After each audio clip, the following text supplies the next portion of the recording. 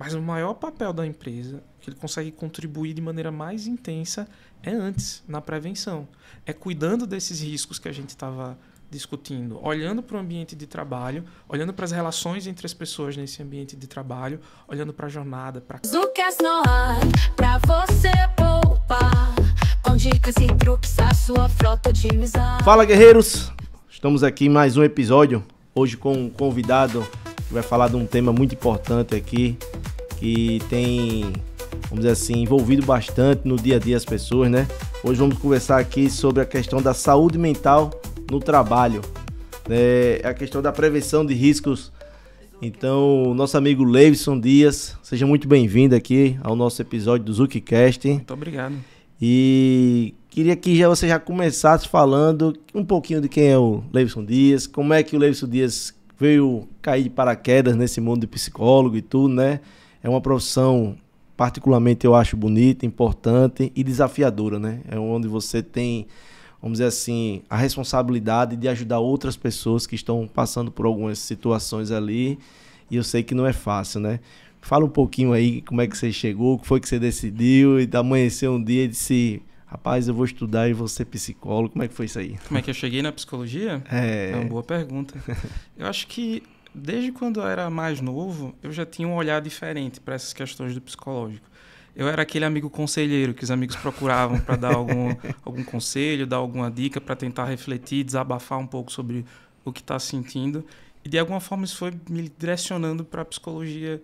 Eu gostava de filosofia, eu gostava de história, então as ciências humanas já me interessavam. Eu confesso que na adolescência eu não pensava em psicologia como um caminho viável, eu pensava em outras coisas. Por incrível que pareça, eu pensava em fazer ciência da computação.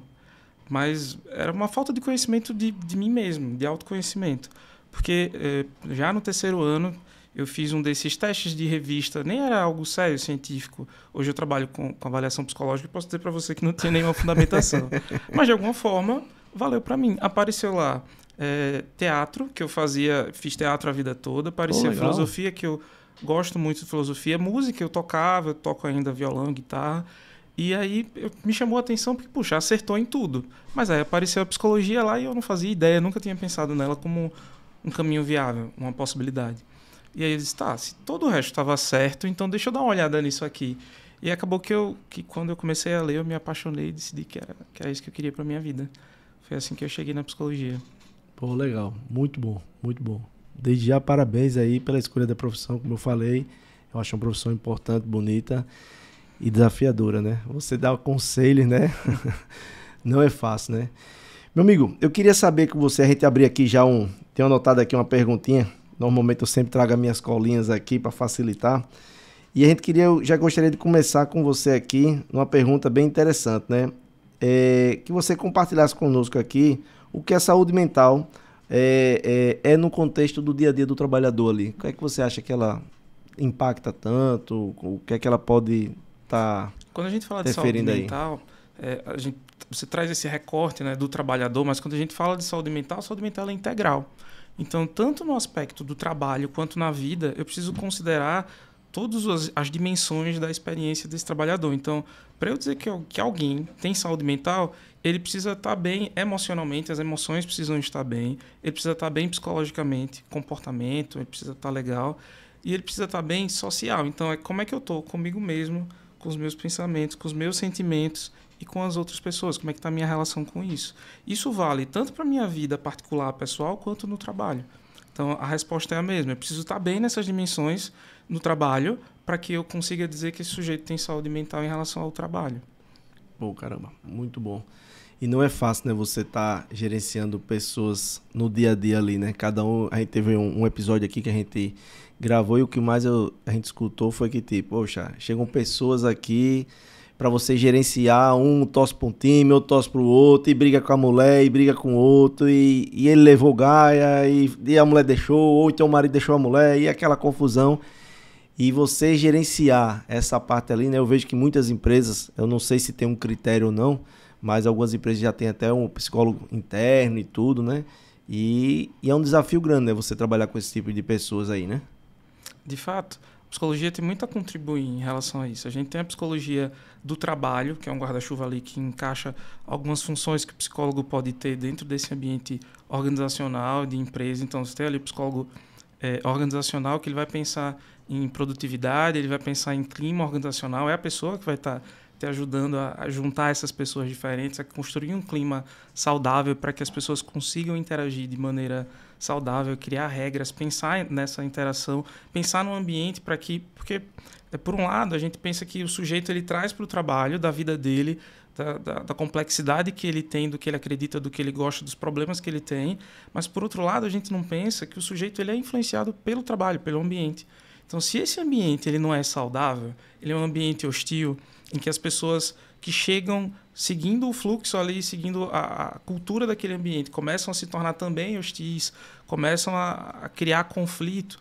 Se eu não penso sobre isso, eu acabo colocando a culpa no sujeito e não pensando que para esse sujeito permanecer saudável na empresa, eu preciso que o ambiente favoreça, seja um ambiente que seja um fator de cura, né? Um fator de saúde, não um fator de adoecimento.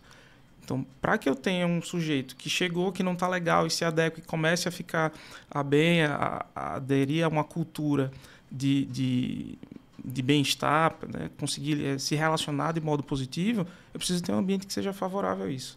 E aí eu tenho um psicólogo do trabalho que vai pensar nessa questão.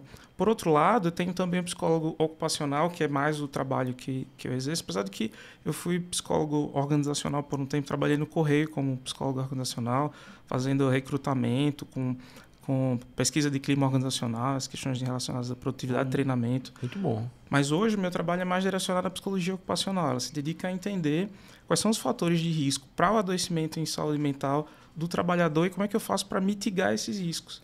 Então, isso ajuda a ter um ambiente mais saudável para viabilizar esse clima onde as pessoas conseguem conviver de uma maneira mais tranquila. Onde, se eu tenho um problema, meu problema ele não cresce, ele diminui diante do clima que é favorável à minha saúde. Pô, massa. Então, pelo que você está falando aí, é interessante até que as empresas elas apliquem essa metodologia, né, de ter um profissional igual a você, podendo fazer um trabalho, entendendo como é que está a situação lá, né? Como é que está o ambiente, como você falou ali, o clima, né? Pelo que eu estou entendendo, então é recomendado que as empresas façam, né? Como eu falei no início, eu vejo algumas empresas, vamos dizer assim, de um certo porte, que tentam aplicar, não sei se é questão obrigatória ou não, mas eu vejo que eles tentam fazer. Agora, a grande maioria que são empresas pequenas ou médio porte não tem, né? E aí, às vezes, o clima de repente não está legal e ele tendo profissionais igual a você, fazendo lá um trabalho, tentando, poderia ser que o clima da empresa de repente fosse outro lá, né?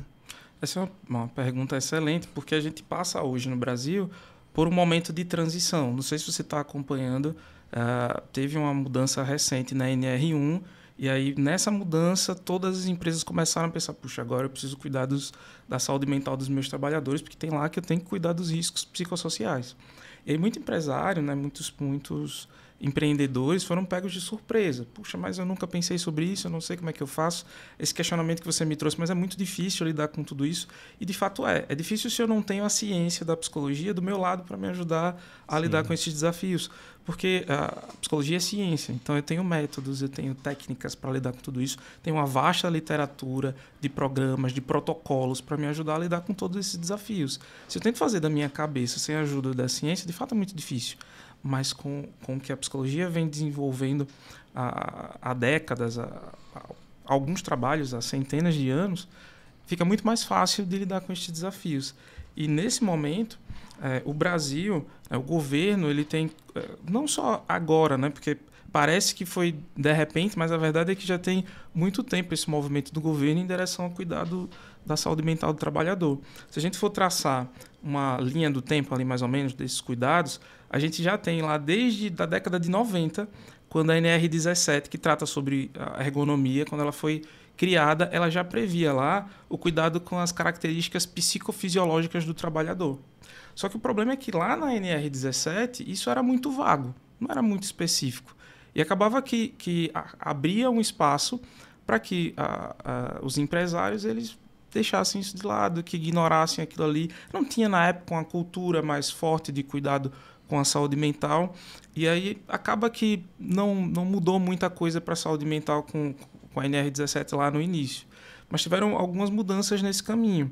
Eu destaco, né, nesse caminho a NR33 de espaço confinado, que ela cita, é uma mudança específica, ainda não é geral, como a gente está tendo agora. Então, lá a mudança específica era: eu reconheço, enquanto Estado, que eu tenho um trabalhador que vai ser colocado em uma situação de risco.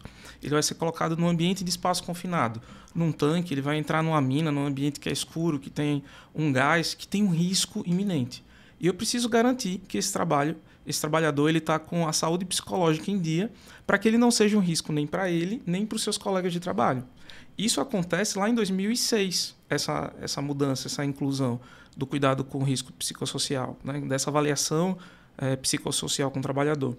Em 2012, isso é expandido para quem vai trabalhar em altura. Então, agora, espaço confinado, altura, mas ainda é muito específico.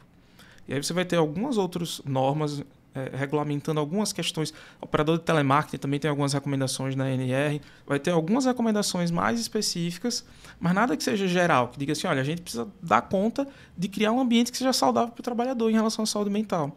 E aí, em 2021, começa um movimento mais direcionado do governo para isso. Eu acredito que muito por conta do pós-pandemia, a gente teve ali a pandemia e todo mundo saiu meio mexido, a saúde mental não saiu a mesma coisa, todo mundo sente que alguma coisa está diferente ali. A maior parte das pessoas relatam que tem alguma coisa diferente. E isso combina com as pesquisas. Tem uma pesquisa muito interessante sobre isso, do pós-pandemia. Foi feito, se não me engano, em 2019, foi 2020, no hospital. Eles pegaram todos os pacientes que tiveram o diagnóstico para COVID positivo, feito lá para garantir que realmente o paciente teve a COVID, e avaliaram a longo prazo para ver o que acontecia com esse paciente. 50% dos pacientes no pós-COVID tiveram algum prejuízo relacionado com saúde mental. Então a gente teve ali um quadro de um boom do adoecimento em relação às questões psicológicas. Quem não teve uma doença de fato, pelo menos teve algum prejuízo. Ficou com a memória prejudicada, é o que eu escuto com mais frequência, perda da atenção, no raciocínio, então teve um prejuízo ali.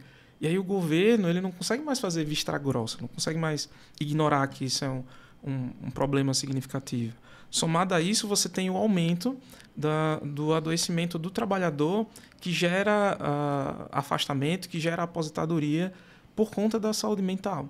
Então a gente teve uma mudança, eu vou falar sobre isso, em relação à lei das doenças, né, da lista de doenças relacionadas ao trabalho, mas mesmo antes dessa mudança que a gente teve, se você somasse todos os CIDs de saúde mental era a terceira causa mais frequente para aposentadoria e afastamento no trabalho. Então, a gente pensa, puxa vida, terceira causa mais frequente, e aí você vai ter várias outras questões, vários outros adoecimentos, vários outros acidentes, ainda assim é a terceira mais frequente. Se você pensar que esse terceiro mais frequente ele é subnotificado, você vê que a situação é ainda mais grave do que parece. Caramba.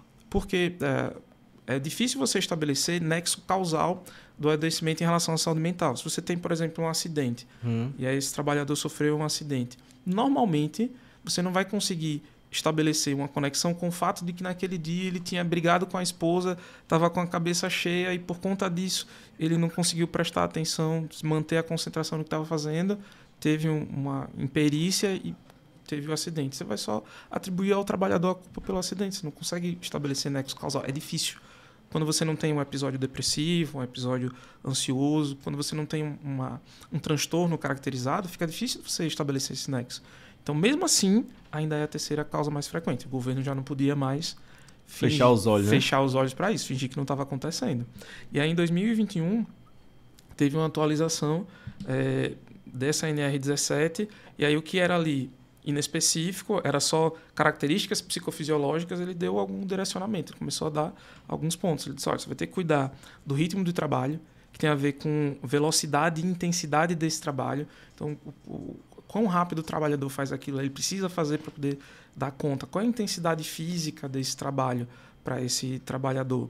Outra característica é exigência de tempo, então prazo, produtividade também entrou para ser analisado. O governo está indicando, olha, dá atenção a isso, porque isso pode gerar algum nível de adoecimento. O conteúdo da tarefa, quando fala de conteúdo, a gente fala de complexidade, que tem a ver com a carga mental dessa atividade, né?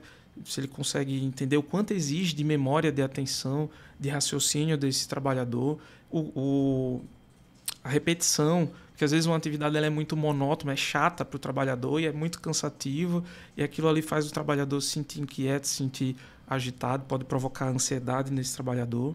Se esse trabalho, se esse conteúdo do trabalho, se ele tem significado, no sentido de se conecta com o propósito de vida daquele trabalhador, se ele vê que produz algo que entrega para a sociedade, que faz a diferença na comunidade, no seu grupo, até para a sua empresa. Às vezes parece que eu estou falando de algo muito grande, mas às vezes o trabalhador ele acha que o trabalho dele é indiferente para o resultado da empresa.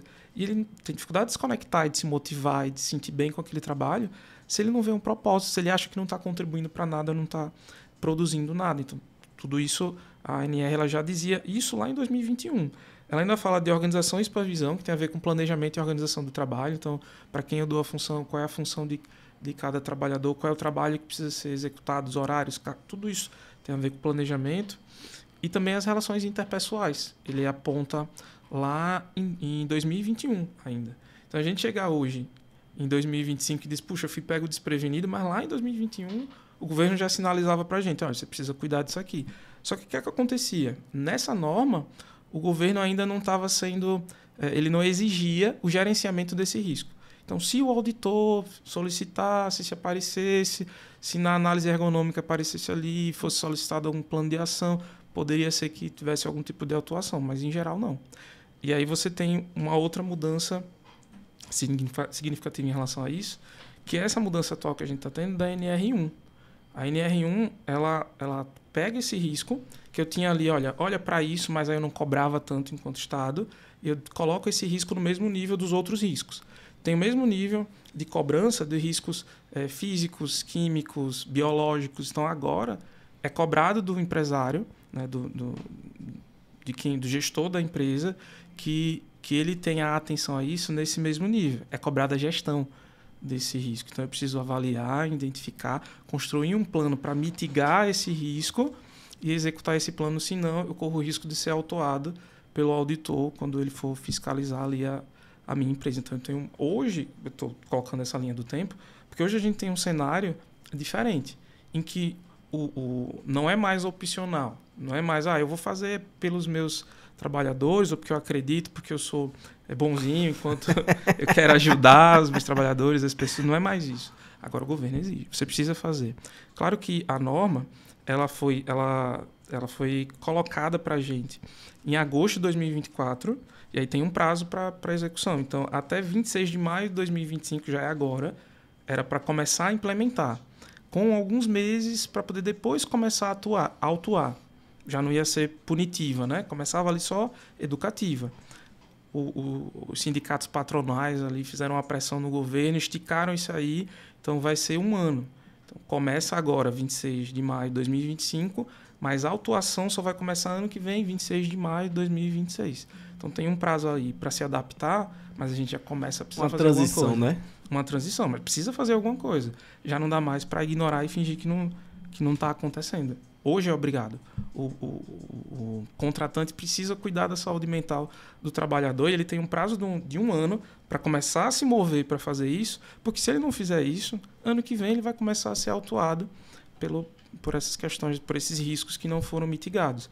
E aí, quando a gente fala risco, uma coisa que eu escuto com frequência, né, uma pergunta é assim, mas então, se o meu trabalhador, ele em casa brigou com a esposa e aí ele ficou depressivo, ele bebe, ele tem ansiedade porque ele tem uma dívida, não tem nada a ver comigo, com o trabalho, eu tenho que avaliar isso, eu tenho que cuidar disso? Não é isso que a norma está colocando para a gente. Não é isso que a lei coloca. Ela diz o seguinte, o trabalho, enquanto parte importante da nossa vida, ele tem um potencial de ser um fator de saúde, mas também de ser um fator de adoecimento. Então, o que eu preciso fazer é identificar no ambiente de trabalho, nas relações entre as pessoas que acontecem no trabalho, na jornada, nas atividades, no conteúdo do trabalho, o que pode adoecer a saúde mental do trabalhador. E hoje a gente sabe que tem muitos fatores de risco que podem estar contribuindo para isso. Então, quando a gente fala sobre isso, a gente pensa, por exemplo, em prazos irreais. Eu coloco para o trabalhador ali um prazo que ele não é capaz de cumprir, mas eu exijo que ele realize aquele prazo mesmo ele não sendo real. Isso gera angústia, gera sofrimento, gera adoecimento. E aí você tem uma lista. Eu trouxe até uma lista aqui para você dos que são mais frequentes, do que é mais recorrente, do que acontece com mais frequência. Então, jornada prolongada de trabalho, eu tenho uma jornada muito longa, às vezes até mais longa do que é permitido na norma, na lei. Eu tenho sobrecarga de trabalho, o trabalhador precisa fazer uma quantidade muito grande de trabalho, que é além da capacidade dele de realizar aquilo de maneira saudável, ele consegue realizar, mas o preço é o adoecimento. Falta de suporte organizacional, então o sujeito às vezes ele precisa de material, ele precisa de algum recurso, de tempo, ele precisa de treinamento, de informação, ele precisa de alguma capacitação, e aí ele não tem esse suporte para conseguir realizar o seu trabalho. Assédio moral, assédio sexual, conflitos interpessoais, então isso que você falou, né, de eu gosto de uma coisa, o outro gosta de outra, e aí como é que eu lido com isso? Meu time é Palmeiras, o seu é, sei lá, Flamengo, e aí a gente não precisa lidar com esses conflitos ali, criar um ambiente favorável para que isso não adoeça o trabalhador. A ausência de autonomia, então eu não consigo decidir sobre o meu trabalho. Eu sou obrigado a fazer do jeito que me mandam, eu não consigo tomar decisões sobre o meu trabalho, a minha opinião não tem nenhum valor para como eu vou construir o meu trabalho. Então, isso me distancia do trabalho, distancia do significado que esse trabalho pode trazer para a minha vida, e também falta de reconhecimento. Não são só esses. Eu estou trazendo aqui os que são mais frequentes, mais recorrentes. Falta de reconhecimento é um que é muito recorrente. Então, o trabalhador, às vezes, tem pesquisas sobre isso, ele escolhe receber menos para estar num ambiente onde ele tem mais reconhecimento. Já vi muito caso disso, onde o pessoal, estou ganhando bem menos, onde eu deveria estar no local anterior, mas o local aqui é muito mais agradável, vamos dizer assim, eu me sinto mais confortável sem essa pressão psicológica aí, né? Em cima desses comentários que você fez aí, Leibson, eu queria te fazer uma pergunta aqui, ó. Quais são os principais riscos psicossociais que afetam os trabalhadores ali? Os riscos são esses que eu estava discutindo com você. Todos esses aí, isso são os riscos, os principais. São os principais riscos psicossociais. Então, não está ligado a se o trabalhador ele tem depressão, ele tem ansiedade. Isso é dano. Ah, entendi. Entende? Eu tenho uma jornada que é excessiva, o trabalhador precisa trabalhar horas demais, e aí isso acaba adoecendo ele. O dano é que ele vai ficar depressivo, que ele vai ficar ansioso, entendi, que ele vai ter burnout. Isso é o dano. O risco psicossocial é o que está provocando esse adoecimento no ambiente de trabalho, e é o que eu preciso mitigar. Preciso ter ações para conseguir lidar com Agora, a título de curiosidade, com essa questão de home office que existe também um trabalho que a empresa tem que fazer em relação a, vamos dizer assim, esse trabalho aí? Se tem, como é que seria isso? Porque, assim, é mais difícil, eu acho, a empresa gerenciar algo do tipo onde o cara está no home office, né? Sim, de fato, é um desafio. Em relação à questão mais normativa, seria legal se o Rei Long, né, que teve aqui no último outro episódio, estivesse aqui para falar sobre isso. Mas eu sei que normativamente é exigido da empresa que, ainda que o trabalhador ele esteja em home office, é exigido da empresa que cuide desses riscos. E se a norma ela exige que cuide dos riscos psicossociais, então a empresa também vai precisar encontrar um caminho para cuidar dos riscos psicossociais desse trabalhador.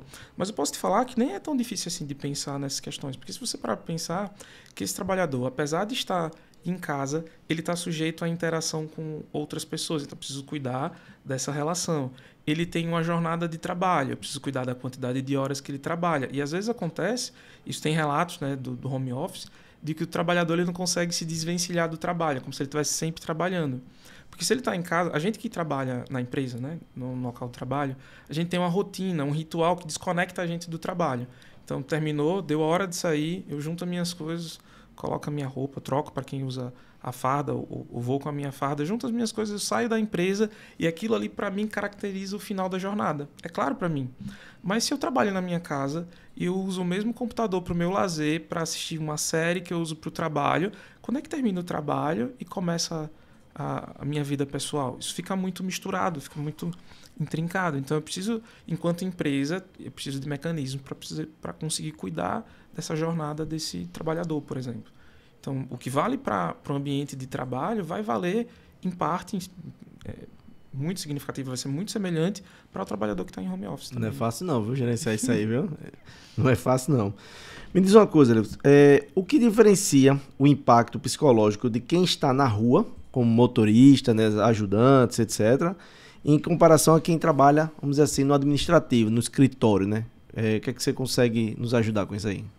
Bacana essa pergunta. Eu trouxe um material aqui quando Opa! eu fui convidado para falar sobre, nesse sentido de logística. Eu fiz o dever de casa. Trouxe muito bom. Uma pesquisa aqui. Então, quando a gente fala do trabalhador que está na rua, que trabalha principalmente motorista, né, que está ali na rua em relação à logística, a gente tem algumas características, alguns riscos que eles vão ser mais importantes do que o risco para quem trabalha no escritório, para quem trabalha dentro da empresa. E esses riscos, os principais, a gente tem a ver com fadiga e sono, por conta das jornadas de trabalho, dos horários de trabalho, escala de trabalho. Porque a verdade é que quando você fala sobre logística, quando eu estava lendo, eu vi uma máxima que eu achei muito bacana, que diz assim: as estradas, elas estão abertas 24 horas por dia, 7 dias por semana. Então, está sempre ali. O que acaba fazendo com que, no setor de logística, a logística funcione 24 horas por dia, 7 dias por semana. Então, esse trabalhador normalmente vai estar submetido a jornadas muito longas de trabalho, a turno noturno de trabalho. Então, isso é o que acaba afetando mais esse trabalhador. Para lidar com essa situação, acaba que existe também um outro risco, que é recorrente, é o uso de substâncias psicoativas, né, o famoso arrebite, para conseguir lidar com essa demanda de não dormir, de ter jornadas muito longas, e também o uso de álcool para lidar com esse adoecimento que acaba acontecendo. Então, essa pressão, às vezes, de estar longe da família, dos amigos, de passar muitas horas, mesmo quem trabalha, né, como motorista na cidade, às vezes precisa passar muitas horas sozinho, longe dos amigos, longe da família, não tem ninguém com quem conversar. Então, esse isolamento social é um desafio que precisa ser mitigado também. Então, principalmente o que eu encontrei na literatura em relação a isso é esse desafio de fadiga, sono e isolamento social, uso de substância. Eu trouxe alguns números aqui para a gente... Compartilha conosco aí. Para a gente entender qual é a gravidade dessa situação. Então, sobre fadiga e privação de sono específico para trabalhadores da logística, eu não encontrei aqui uma pesquisa no Brasil. Então, encontrei alguns dados americanos, lá dos Estados Unidos. Ok. Fadiga ou privação de sono pode ser um fator contribuinte em pelo menos 30% a 40% dos acidentes. Então, caramba, é muito alto. Para trabalhadores de logística, né, caminhoneiros, motoristas profissionais, 30% a 40% dos acidentes tem a ver com fadiga e sono, segundo as pesquisas dele lá. 13% dos motoristas relatam ter adormecido ao volante. Então, mais ou menos 1 a cada 10 em algum momento dormiu no volante. A gente sabe que dormir é uma chance muito grande de sofrer um acidente. E não é difícil você ouvir esse tipo de relato. Eu já ouvi alguns em primeira pessoa, dizer assim: olha, eu fiz isso, aconteceu, eu cochilei, quando vi já estava ali uma curva, eu fui rápido e consegui lidar com a situação. Esse que conta a história é o que sobreviveu. Exatamente. Mas tem várias outras histórias que não são contadas, as pessoas que dormem não conseguem lidar com a situação de risco que aparece ali com elas, né? Outro dado que eu achei muito interessante é que motoristas que trabalham que trabalham mais ou menos ali 6 da manhã, eles têm 20 vezes mais chances de que dirigem às 6 da manhã. Eles têm até às 6 da manhã. Tem 20 vezes mais chances de adormecer enquanto dirigem do que quem trabalha a partir das 10.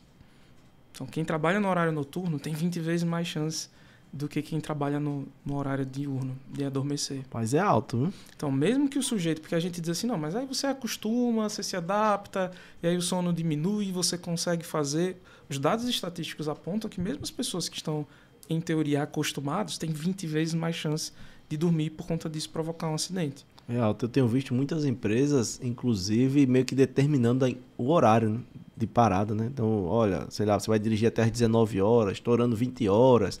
E aí você procura um posto, para, você tem até 20 horas para parar, o sol se pôs, você já começa a procurar ali para poder encostar o carro, descansar, dormir e tudo. E pelos dados que você está trazendo aí, mostra que realmente é importantíssimo fazer isso, né? A lei brasileira, dados normativos, você me perdoe que eu não vou ser muito específico, mas eu sei que a lei brasileira ela tem uma exigência em relação à quantidade de horas seguidas máxima que o motorista ele pode dirigir. Se eu não me engano, são 5 horas e meia, precisando de um intervalo, acho que, se não me engano, de 30 minutos. Exatamente. E aí... É a lei 3.103, que é a jornada de trabalho. E isso acaba dando para o motorista ali uma garantia de que ele vai conseguir ter um descanso. Só que a jornada inteira de trabalho, ela pode ser muito mais longa, dependendo de acordos trabalhistas, enfim, com sindicatos, essas questões. E acaba que ele tem uma pausa, isso é bom, isso é bacana, mas a jornada é muito longa ele acaba não conseguindo dormir adequadamente. E aí tem um dado, né, brasileiro que eu acho muito importante em relação a isso, que ele diz assim, sonolência diurna excessiva apareceu em 43,3% da amostra de uma pesquisa que eu achei muito interessante, que eles fizeram o seguinte, eles pegaram motoristas de caminhão, caminhoneiros, aplicaram um questionário de saúde mental, aplicaram um questionário validado, né, com cientificidade para avaliar a saúde mental, um questionário para avaliar a qualidade do sono e algumas perguntas de dados demográficos, de fatores como renda, escolaridade, local onde mora, algumas questões, idades, questões sociodemográficas. E aí eles conseguiram inferir, olha que curioso, que a qualidade de sono, jornada de trabalho e renda estão inversamente ligados. De que maneira? É inversamente proporcional. Então, quanto menos o trabalhador tem de qualidade de sono, quanto mais horas ele trabalha, quanto maior é a jornada dele de trabalho, melhor é a renda. Por que isso é importante? Porque enquanto discurso, eu digo para o trabalhador, olha, eu preciso que você faça parada, eu preciso que você não faça uma jornada muito longa, eu preciso que você cuide de você, que você não acelere muito, que você não faça muito barbeiragem, né, que não exceda o limite de velocidade. Isso é o que eu digo. Mas se eu atrelo a comissão desse trabalhador a quilômetros rodados, se eu atrelo a comissão desse trabalhador a quantidade de horas que ele tá trabalhando, eu digo uma coisa, mas a minha prática faz com que ele precise fazer tudo o que eu estou dizendo para ele não fazer para poder aumentar a sua renda.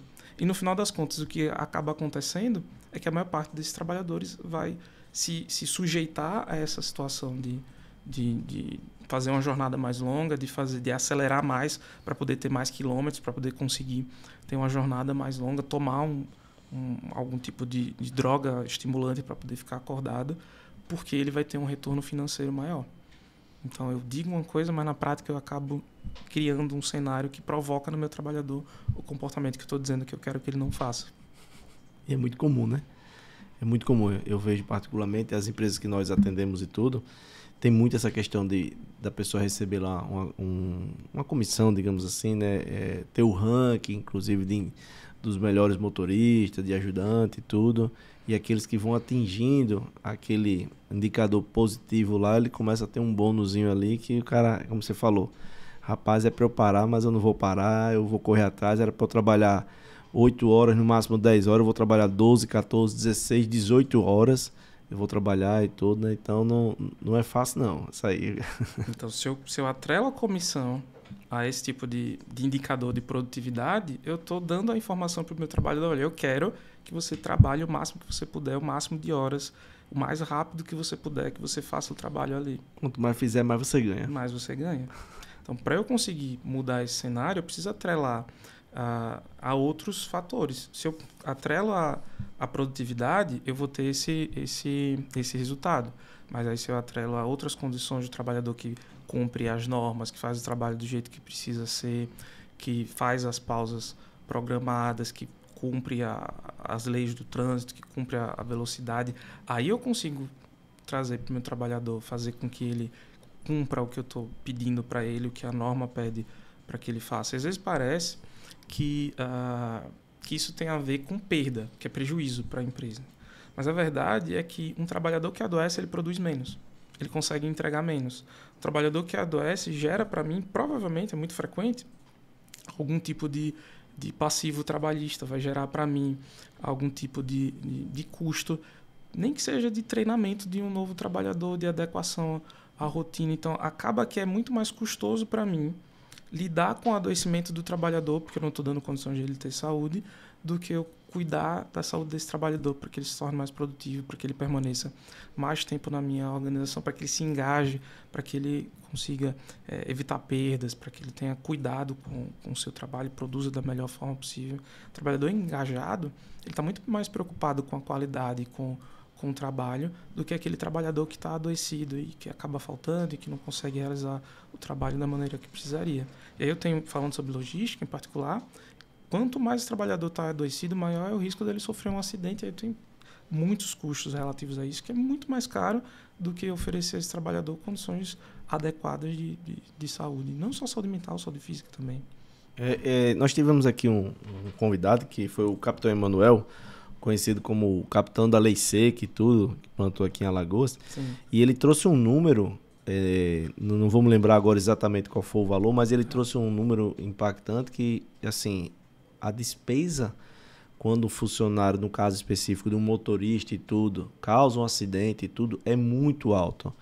E ele disse que nas pesquisas de acidente, como você também relatou aí agora, é muito alta, assim, a quantidade de acidentes envolvendo não pessoas particulares. Eu dirigindo meu carro, você o seu, e sim mais esses trabalhadores. E motoristas profissionais. Exatamente, os motoristas profissionais e os valores que são, além da saúde, etc. Mas assim, que a empresa termina gastando são números impactantes que ele mesmo não consegue nem mensurar, dizer assim, cara, eu não imaginava que um acidente, meu motorista batendo no meu caminhão ia causar todo esse transtorno, esse valor aí, né? Então, realmente é algo preocupante, né? Que as empresas deveriam, vamos dizer assim, pensar um pouco mais com carinho e ter um cuidado melhor em relação a isso aí, né? Eu costumo dizer que é um jogo de ganha-ganha. Então, se eu cuido da saúde mental do trabalhador, isso vale para todas as áreas, não só para a logística e os caminhoneiros. Se eu cuido da saúde mental do meu trabalhador, eu tenho um benefício para o trabalhador, porque ele vai estar mais feliz, ele vai estar mais contente, ele vai conseguir lidar melhor com a sua rotina, com a sua vida. Eu tenho um ganho para a empresa, porque eu consigo diminuir custos, aumenta a produtividade, aumenta o engajamento, melhora a minha imagem socialmente, porque a gente sempre ouve falar daquelas aquela empresa ali, quem trabalha adoece, não vai lá não. A gente ouve falar desse tipo de coisa. Então a imagem social é melhor para a empresa, evita custos, diminui o nível de prejuízo e é bom para o Estado também. Porque um trabalhador adoecido gera custo para o Estado no INSS, para custo de afastamento, custo de benefício para aposentadoria. Esses números só sobem todo ano. Então, é bom em todas as instâncias, é bom para todo mundo. Com certeza. Eu tenho uma pergunta aqui, que seria o seguinte. Como as empresas podem agir antes que o estresse evolua para um burnout ou uma crise emocional aí? Qual a dica que você passa pra gente em relação a esse quesito aqui, né? Olha, quando a gente fala desse adoecimento do trabalhador, você já está falando ali do dano, né? Então, esse trabalhador, ele já foi exposto a alguma situação, e aí a gente pode ser em alguma situação em relação à sua vida pessoal, ou pode ser um fruto, ter algum nexo causal ali com o trabalho. Então, por conta das condições de trabalho em que ele foi colocado, ele pode ter um adoecimento relacionado a um burnout, por exemplo, né? Então, esse trabalhador, ele já está com dano. O trabalhador que ele já está adoecido, ele vai precisar de ajuda profissional. Então, uma primeira coisa que a gente precisa fazer é dar apoio e suporte a esse trabalhador, encaminhar para que ele receba ajuda profissional, para que ele procure psicoterapia e, nos casos que forem necessários, que procure psiquiatra para tomar medicação, para poder lidar com a situação, porque em alguns casos vai ser necessário. Eu costumo dizer assim, não é tão simples, mas eu costumo simplificar dessa maneira. Se você tem casos de gravidade, quando fala de adoecimento de saúde mental, leve, moderado e grave. Tá. Então, simplificando, os casos leves seria aquele em que você tem um desconforto, mas não é o suficiente para atrapalhar a sua capacidade de lidar com a sua vida, com a sua rotina. Não só o trabalho. Então, você tem um desconforto, dói, é sofrido, mas não tem um prejuízo. Você continua sendo um bom pai, um bom filho, um bom marido, um bom funcionário, continua realizando suas atividades. No nível moderado, o sujeito já começa a ter algum prejuízo. Então, ele já não é mais o mesmo filho, não é o mesmo pai, já não produz mais do mesmo jeito, mas ainda consegue fazer. Quando ele chega no estágio grave, ele já não está mais conseguindo fazer. É aquele trabalhador que começa a faltar ao trabalho, é aquele amigo que começa a faltar aos eventos sociais, porque não está conseguindo mais gerenciar esses eventos, esses momentos. Então, a pessoa começa a não conseguir lidar com a rotina, com a vida dele. Por que eu estou falando isso? Nos casos moderado e grave, normalmente vai precisar de medicação. Nos casos leves, psicoterapia normalmente já é o suficiente. Quando eu percebo que o trabalhador está adoecido, normalmente é quando ele já está no estágio moderado ou grave, porque eu comecei a perceber algum prejuízo na relação que ele tem com os colegas, na produtividade no trabalho. Então, se ele já está ali no moderado, ele provavelmente vai precisar, além da psicoterapia, vai precisar da medicação para lidar com aquela situação. Só que o papel da empresa aqui, além de encaminhar, é dar apoio e suporte a esse trabalhador. principalmente entendendo o que fez, quais são os fatores de risco que fizeram ele adoecer e ajudando esse trabalhador a evitar esses fatores de estresse da melhor forma possível. Então, se eu entendo que ele adoeceu porque ele tinha uma relação, digamos, uma relação ruim com uma liderança específica, e eu tenho condições de colocar ele numa posição que evita esse relacionamento que foi desgastante, enquanto ele se cuida, não necessariamente precisa ser permanente, mas enquanto ele se cuida, ele procura ajuda, aprende a lidar ali com essas questões, se eu consigo tirar ele daquele fator de adoecimento, eu estou ajudando ele. Mas o maior papel da empresa, que ele consegue contribuir de maneira mais intensa, é antes, na prevenção. É cuidando desses riscos que a gente estava discutindo, olhando para o ambiente de trabalho, olhando para as relações entre as pessoas nesse ambiente de trabalho, olhando para a jornada, para a carga de trabalho, vendo se isso é adequado para manter a saúde mental do trabalhador e fazendo os ajustes que forem necessários para que esse trabalhador permaneça saudável. Porque se eu quero cuidar depois do adoecimento, já é tarde, já é mais difícil. Eu tenho um papel enquanto empregador muito mais potente quando eu cuido antes da prevenção para o adoecimento, criando um ambiente onde eu mitiguei esses fatores de risco e esse trabalhador ele não vai estar adoecendo por conta do trabalho. Pode até ter algum outro fator na vida que traga isso, mas não é o trabalho que vai estar potencializando esse adoecimento. Me ajuda a entender aqui. Vou trazer um caso que você comentando aí me despertou aqui. Tem uma empresa, um cliente que a gente atende, estava comentando conosco uma situação que é o seguinte. Ele disse, caramba, ele tenta ter um cuidado muito grande com a sua equipe, ele tem diversos motoristas, não vou dizer exatamente quantos, mas são mais de 150 motoristas que ele tem na empresa, e ele tenta manter a equipe, como diz a história, o máximo possível acompanhada, de olho, para poder justamente tentar ver se ele percebe alguma alteração. E ele estava comentando comigo, e aí você me ajudar aqui a entender, ele disse o seguinte, cara, teve um caso, pelo fato de a gente estar acompanhando de perto, a gente começou a perceber que o motorista não estava legal, não estava avançando, e começou a gerar um certo problema aqui na empresa. E a gente, vamos dizer assim, tinha o acompanhamento dele, sabia do histórico dele, e aí a gente chamou para conversar. Meu amigo, tá acontecendo alguma coisa? O que foi que houve e tal? E nesse bate-papo ele disse que não, e terminou que ele abriu o jogo. Ele disse, cara, eu realmente não tô legal. A minha mulher me deixou, me traiu e tudo, saiu com outro cara e me abandonou. E eu tô aqui. Inclusive, no momento que ele pegou, o cara tava pronto para sair no caminhão, para fazer lá o serviço. E, inclusive, eles perceberam lá, o coordenador, que ele estava alcoolizado. Ele disse, epa, peraí, aqui não.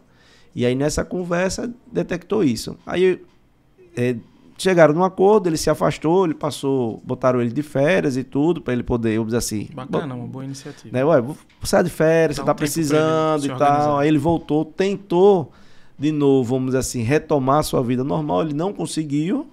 E aí chegaram num acordo e ele foi desligado da empresa. Mas nesse caso aí, você acha que as consequências que começaram a gerar e eles conseguiram perceber o quanto antes, é uma responsabilidade ali da parte do gestor de ter esse cuidado, mas assim, ele entra como uma questão de saúde mental, não entra nesse caso aí? O que é que você compartilha aí? Em relação à NR1, se o adoecimento ele não tem um nexo com o trabalho, não foi o trabalho que causou esse adoecimento, eu não posso dizer que é um fator de risco psicossocial do trabalho. Mas, enquanto instituição, eu posso ajudar esse trabalhador. Bacana que a empresa fez isso, deu um tempo para ele se organizar, coloquei ele de férias, tentou ajudar da melhor forma possível. Se tem um RH, tá mais próximo do RH, conversar com o RH dar um suporte, acolher, fazer uma escuta qualificada desse trabalhador para que ele consiga organizar essas questões, aconselhar, é uma possibilidade que a empresa faça, encaminhar para o cuidado, principalmente para o psicólogo, para a intervenção, porque às vezes a pessoa pensa, a maior parte das pessoas vão pensar que o psicólogo é só para psicoterapia ou para quem tem um problema muito sério, para quem tem um adoecimento grave, e aí esses casos, assim, às vezes pensa que não cabe, mas pelo contrário, esse caso, inclusive é um trabalho que eu faço, estava falando com você antes da gente começar, de lidar com essas emergências psicológicas. Então, se tem um trabalhador que ele passou por uma situação emocionalmente muito intensa, ele não está sabendo lidar com aquilo ali, e às vezes a gente tem casos de trabalhador que realizou uma tentativa de suicídio, ou que está pensando, que está com ideação de suicídio e comunica ali para os colegas, para as lideranças, Às vezes a gente tem trabalhador que teve uma perda muito grave. Teve uma história, contar brevemente aqui, de um trabalhador que ele estava de moto, ele com a esposa e a filha faleceu na moto, faleceu a esposa e a filha. Então ele ficou arrasado. E aí a gente fez esse trabalho, dar esse suporte, fez algumas sessões, um acompanhamento para ajudar ele a lidar com esse desafio ali que estava acontecendo na vida dele, que é muito pesado para todo mundo. Então não é difícil. Não é difícil de você se imaginar nessa situação e pensar que isso é desestruturante. Você não ia conseguir ficar bem diante daquilo ali por um tempo até que você conseguisse se organizar. Então, nesse processo, existe esse serviço de atendimento psicológico, tanto emergencial quanto para esse tipo de situação que a gente realiza lá na Soma para algumas empresas. Então, a empresa encaminhar para esse tipo de serviço é um caminho muito bacana para conseguir ajudar esse trabalhador a manter ele lá. Porque quando você perde o trabalhador, não está indo embora apenas, ele não leva embora apenas a sua força de trabalho. Ele leva embora a experiência que ele tem, ele leva embora a integração que ele tem com a empresa, com a cultura da empresa. E se você troca ele, se ele sai, mesmo que seja por vontade própria, você precisa colocar um outro trabalhador, você tem todo um custo ali para treinar, para culturar esse trabalhador na empresa. Então é interessante para a empresa manter esse trabalhador, oferecer esse tipo de suporte. E a verdade é que as grandes empresas muito grandes, elas já têm esse tipo de suporte integrado. Existe algum serviço, inclusive, de atendimento online para os trabalhadores que estão passando por esse tipo de situação. Mas, falando especificamente sobre o risco, não é uma responsabilidade direta da empresa, a não ser que ele tenha adoecido por causa do trabalho. Entendi. Vamos lá. Eu tenho uma empresa, certo? Para poder ajudar. E aí diz o seguinte, de quem é a responsabilidade dentro da minha empresa, da minha equipe aqui seria o RH, é a minha liderança, é o próprio colaborador. O que é que você orienta em relação a essa questão do cuidado da saúde mental? Dentro da minha empresa, quem é que deveria estar tocando isso? O RH, é o meu líder lá, o meu gerente, meu coordenador, é o próprio colaborador que ele tem que se virar e correr atrás da empresa. Como é que tem que ser feito isso aí? Quem está na ponta da lança desse cuidado é o RH. E normalmente você vai ter ali um psicólogo do trabalho, que vai ter todo esse arcabouço teórico para poder ajudar a pensar, a planejar a organização e planejamento do trabalho para evitar esses riscos psicossociais, identificar e mitigar esses riscos. Então, quem está ali, a responsabilidade normalmente vai ser do RH. Mas aí você tem uma questão importante em relação a isso, que não é só do RH. Então, se eu tenho só o RH pensando sobre adoecimento em relação à saúde mental ou promoção de saúde mental, que seria o mais adequado, né? Em vez de a gente ser reativo e lidar com o adoecimento, a gente lidar com a promoção de saúde em um ambiente seguro psicologicamente. Se eu tenho só o RH, ele não vai ter potência para realizar o trabalho que precisa ser feito para que o trabalhador não adoeça. Porque esse trabalho ele vai envolver o planejamento e organização do trabalho. Então, eu preciso envolver as outras lideranças também. Porque o RH ele não toma decisão no dia a dia de como o trabalho vai ser executado, de qual vai ser as etapas, de qual é o procedimento, de como é que vai ser os processos. Quem faz isso é a liderança. Mas ele tem a potência de discutir junto com a liderança e com o trabalhador também. Precisa envolver o trabalhador no processo. Qual é a melhor forma de fazer isso sem adoecer?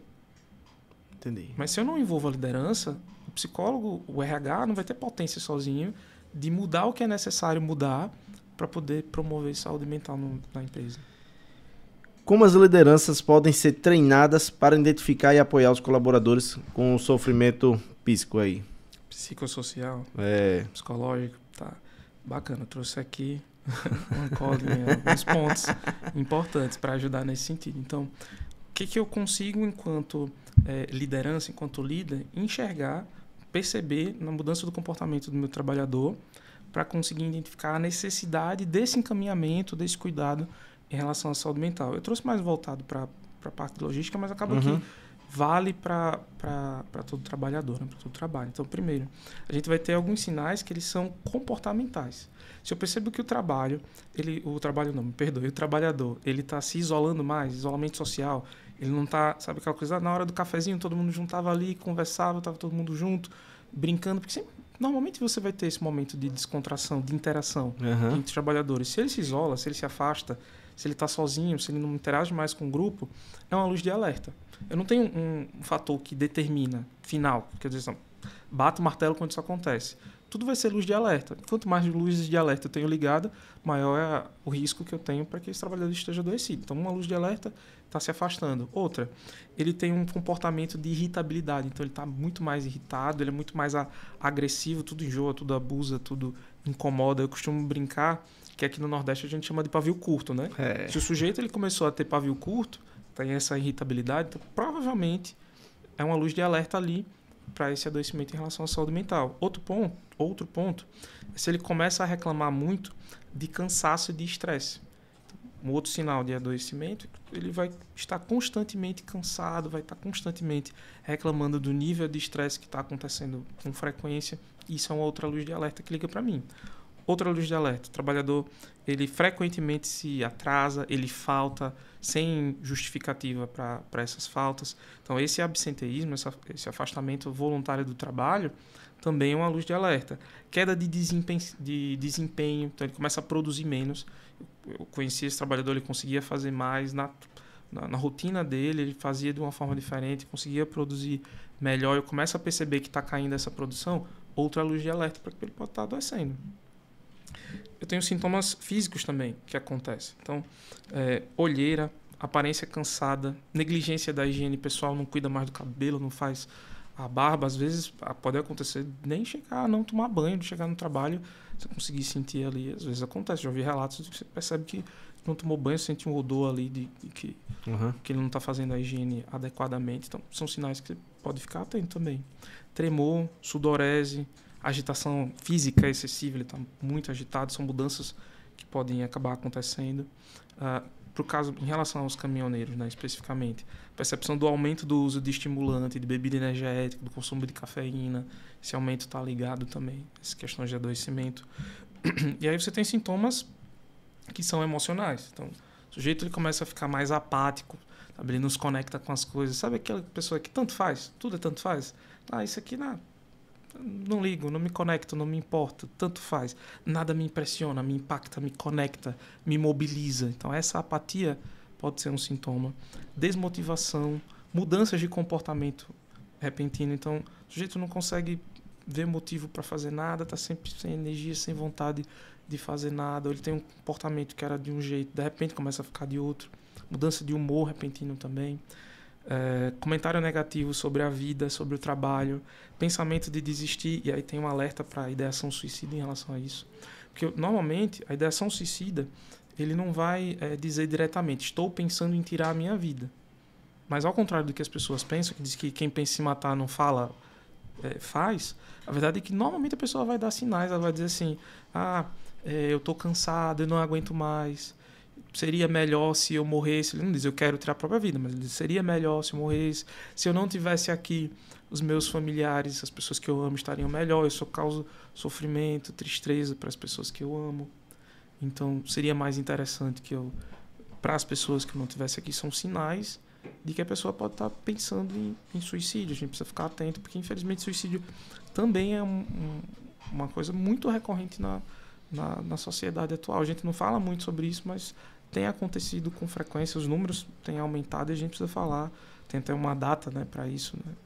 O Setembro Amarelo. O Setembro Amarelo, né? Que a gente faz esse trabalho de divulgação científica para pensar como cuidar do suicídio, estar atento em relação às questões. E aí é um ponto que eu posso perceber ali no trabalho.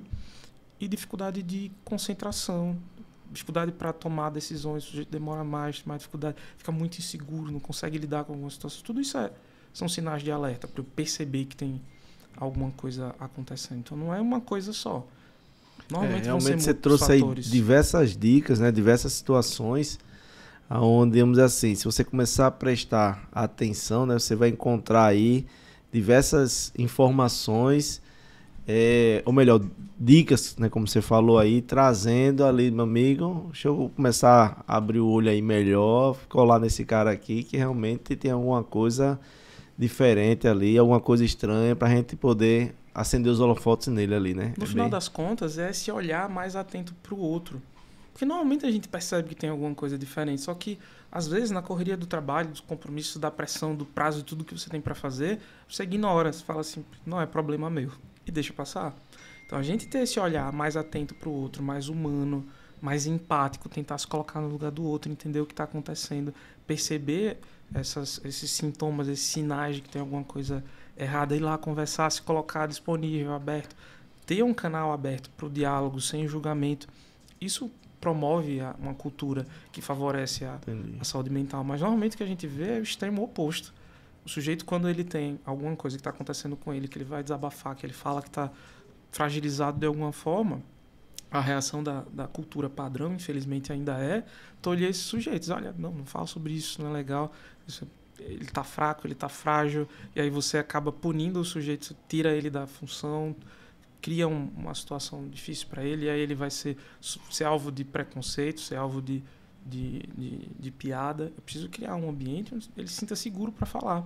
Porque senão o que acaba acontecendo é que ele tem um problema, mas ele guarda para ele não fala, ele não diz. E a empresa não enxerga, perde a potência, a oportunidade de ajudar esse sujeito. Como ele não diz, a empresa não consegue evitar as situações onde ele iria se colocar em situações de risco. Uhum. Então, é preciso ter esse ambiente favorável para o diálogo, porque senão a gente não consegue... O sujeito não se deixa ver, não permite que a empresa perceba o que está acontecendo. Grande Leivson, muito bom aqui esse bate-papo. Estamos chegando aqui ao final aí de mais um episódio. E antes da gente se despedir, eu gostaria que, se possível, você deixasse aí uma dica, né, uma dica Zuc, a gente costuma dizer aqui, né, para poder você dizer o seguinte: rapaz, olha, você é empresário, de repente, o que é que você acha que a forma que ele deva pesquisar ali na sua equipe, se tem alguma coisa irregular, ou a própria empresa, qual é a atitude que ela deveria tomar para poder investir mais? O que você acha que é interessante nessa dica, para a gente poder fazer aqui esse compartilhamento com quem está nos assistindo, ou até mesmo nos escutando aqui, essa famosa dica Zuc aqui, no finalzinho do nosso episódio aí, o que é que você deixa aí de dica especial aí? Bacana, excelente, gostei da dica Zuc. Eu penso que muitas vezes, que frequentemente a gestão ela é muito desconectada do trabalhador, da lá da ponta. Então eu, enquanto estratégico, eu planejo pensando na minha produtividade, do que eu acho que vai ser mais eficiente para melhorar a produtividade do trabalho, mas eu não converso com o meu trabalhador para entender o impacto que o meu plano, que o meu planejamento e organização do trabalho causa na vida dele, causa na saúde dele. Então, um caminho, normalmente a gente vai procurar algo técnico, instrumentos, sabe, alguma coisa mais complexa. E tem um caminho muito fácil, muito mais simples, que é você ir lá e conversar com ele. Dizer, olha, eu penso que a sua atividade precisa ser feita dessa forma. O que você acha?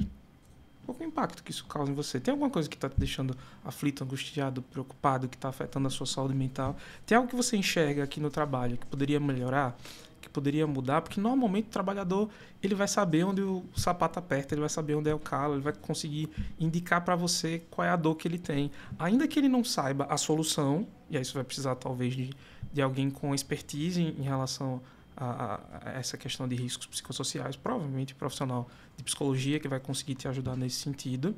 Se o trabalhador não for uma questão mais complexa, se o trabalhador não conseguir te ajudar, no mínimo ele vai saber onde o calo aperta e vai dizer, olha, isso aqui me incomoda, dói. Eu não consigo lidar com isso aqui está me adoecendo, isso me faz mal. Eu posso dizer isso tranquilamente, porque todo dia eu entrevisto trabalhadores, faço avaliação psicossocial para os trabalhadores que trabalham com altura e espaço confinado. Então, todo dia eu entrevisto trabalhadores e, com frequência, eu escuto eles me dizendo, olha, lá na empresa... A primeira pergunta que eu faço é, tem alguma situação emocionalmente intensa acontecendo com você? E, com frequência, eu escuto relatos, olha, essa situação que acontece lá adoece a mim, não só a mim, aos meus colegas. Tem fulano, tem tal situação, o prazo, a carga de trabalho. Ele consegue identificar o que está acontecendo com ele. Ele consegue te ajudar a ver o que você lá distante não consegue enxergar. Então, essa parceria, sabe? Conversar com o trabalhador é importante para conseguir entender o que está acontecendo e onde precisa mudar. Muito bom, muito bom. Grande Leivson, me diga uma coisa. Quem quiser lhe seguir, fala um pouco aí do seu Instagram, como é que faz aí para poder lhe acompanhar também nas redes sociais e tudo. Compartilha conosco aí para a gente poder estar seguindo você também, né? Acompanhando essas dicas, essas informações que você sempre está trazendo aí. Boa. Meu Instagram é Leivson_Dias. Eu tenho também um site, leivsondias.com.br. Lá no site, bacana você fazer essa pergunta, lá no site No menu superior tem a palavra artigos, lá tem 3 artigos que eu escrevi para ajudar meus pacientes no dia a dia. Eu percebi que tinha algumas recomendações que eu fazia com muita frequência.